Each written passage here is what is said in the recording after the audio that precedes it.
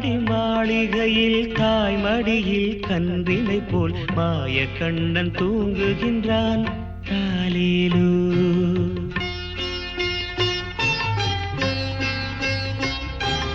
ஆயர்பாடி மாளிகையில் தாய்மடியில் கன்றினை போல் மாய கண்ணன் தூங்குகின்றான் தாலேலோ. அவன் வாய் நிறைய மண்ணை உண்டு மண்டலத்தை காட்டிய பின் ஓய்வெடுத்து தூங்குகின்றான் ஆராரோ. ஓய்வெடுத்து தூங்குகின்றான் ஆராரோ.